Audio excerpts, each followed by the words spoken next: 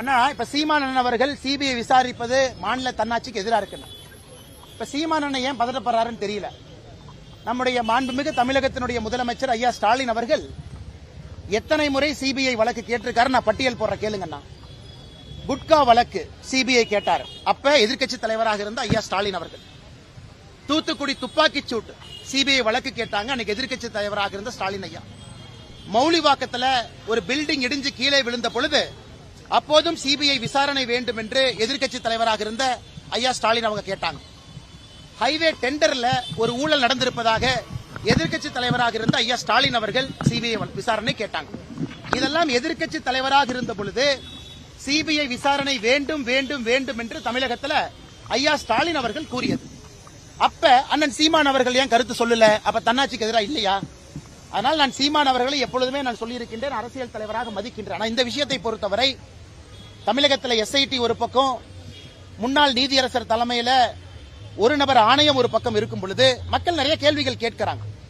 ஏன்னா சம்பந்தப்பட்ட டிவிக்கே கேள்விகள் கேட்கிறாங்க. பாரதிய ஜனதா கட்சியினுடைய 2 நபர்கள் தனிப்பட்ட முறையில் உச்சநீதிமன்றத்துக்கு அவங்களும் போயிருக்கிறாங்க. தமிழ்நாடு அரசும் தன்னுடைய வாதத்தை வைத்திருக்கின்றார்கள்.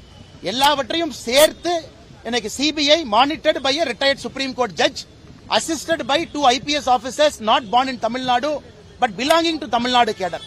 இதைவிட சிறப்பாக உச்சநீதிமன்றம் எப்படி சொல்லி இருக்க முடியும்? அதனால் நிச்சயமாக சம்பந்தப்பட்ட நபர்கள் வரணும்.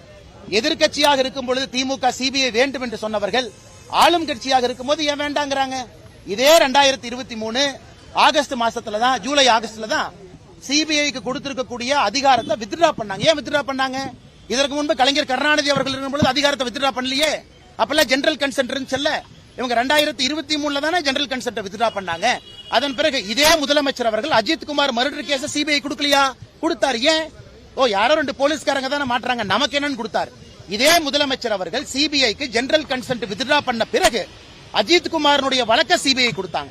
இப்ப இதுக்கு மாத்தி பேசுறாங்க. அப்ப அஜித்குமாருக்கு ஒரு நியாயம், கரூர்ல இருக்கக்கூடிய 41 குடும்பத்திற்கு ஒரு நியாயமா? எங்களை பொறுத்தவரை அஜித்குமார் சகோதரருக்கும் நியாயம் கிடைக்கணும், கரூர்ல பாதிக்கப்பட்ட 41 குடும்பத்துக்கும் நியாயம் கிடைக்கணும்.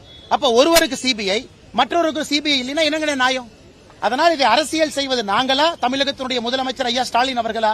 இதை பத்திரிகை மன்றம் மூலமாக மக்கள்கிட்ட வைக்கிறோம். மக்களுக்கு தெரியும் சிபிஐ வைத்து அரசியல் செய்வது திராவிட முன்னேற்ற கழகம், தமிழகத்தினுடைய முதலமைச்சர் ஐயா ஸ்டாலின் அவர்கள். கடைசி கேள்வி எடுத்துக்கோங்க.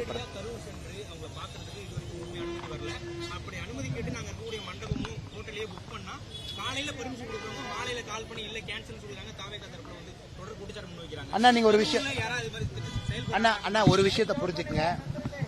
தமிழக கரூர்ல வருகின்ற இந்த மாதம் அக்டோபர் 17ஆம் தேதி தமிழக வெற்றி கழகம் சார்பாக அதனுடைய தலைவர் திரு விஜய் அவர்கள் கரூர் வருகின்றார்கள் என்று நிறைய திருமண மண்டபத்திற்கு அங்கே அனுமதி கடிதம் கொடுத்திருக்கின்றார்.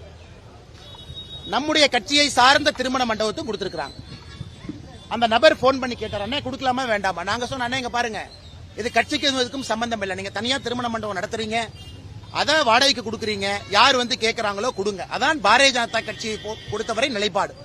அதனால் விஜய் அவர்களை பொறுத்தவரை யாரை வேணாலும் தனிப்பட்ட முறையில் அந்த கட்சி திருமண மண்டபத்தை கேட்கலாம், அங்க போலாம், மக்களை சந்திக்கலாம். இதுல காவல்துறை எங்க இருக்கு எனக்கு தெரியலங்கண்ணா. காவல்துறை எங்க வந்துச்சுன்னு எனக்கு புரியல. எதற்காக அவங்க அனுமதி கேட்கறாங்கன்னு எனக்கு தெரியல. விஜய் அவர்கள் போகும்போது காவல்துறை கூட்டம் கூடும் ஆன்டிசிபேட் பண்ணா செக்யூரிட்டி கொடுப்பது காவல்துறையினுடைய கடமை. விஜய் அவர்கள் போவது அவருடைய உரிமை. இதுல எனக்கு ரெண்டுமே புரியல. எதற்காக அனுமதி கேட்கறாங்கன்னு எனக்கு புரியல. காவல்துறை அவர்கள் எதற்காக இன்னைக்கு கொடுக்கறோம் நாளை கொடுக்கறாங்கன்னு சொல்றாங்கன்னு தெரியல. அதனால் நேரடியாக கரூர் சென்று பார்க்க வேண்டும் என்று நினைத்தால் பார்க்கட்டும். இதுல நாங்க எப்படி கருத்து சொல்றதுங்கண்ணா?